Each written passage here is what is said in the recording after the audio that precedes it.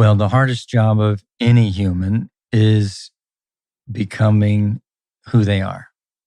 We're the only animal on this planet that has that kind of an identity crisis. Every other animal just instinctively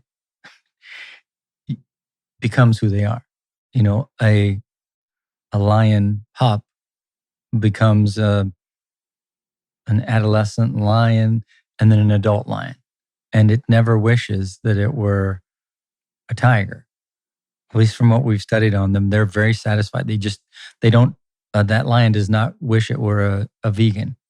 Mm-hmm. You know what I mean? Mm-hmm. It knows it's a carnivore and its instincts tell us that's how it survives. Humans, on the other hand, we have the ability to be any number of things. So we come in and we have to discover, like, what are our strengths? What are our gifts? And how do we best become the you we're designed to be? And we have an entire world trying to tell us who to be, who to become, and why that's who we got to be. It starts early with our family and then with peer pressure from, I just was in a practice with one of your teams and talking about dealing with a lot of their identity crisis started in middle school with people telling them who they ought to be, and it wasn't who they felt they were and who they wanted to be. Mm-hmm. So we have this tension as humans within us that then leads to tension with others because we haven't taken the time to figure out who we are so we can then accept people who are different from who we are and learn how to become a team with people that are everybody's unique.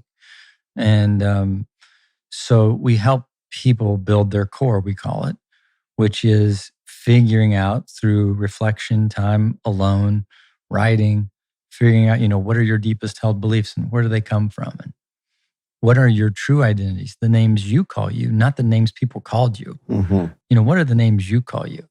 Like I call you an athlete. It doesn't really matter what I call Brett. It matters, does Brett accept that he's an athlete? Because he is, as well as many other things.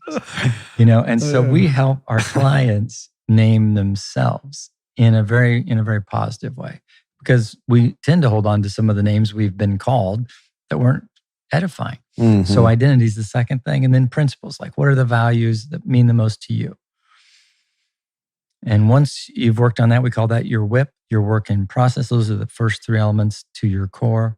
Then we work on what are your passions? What do you love? What gives you juice?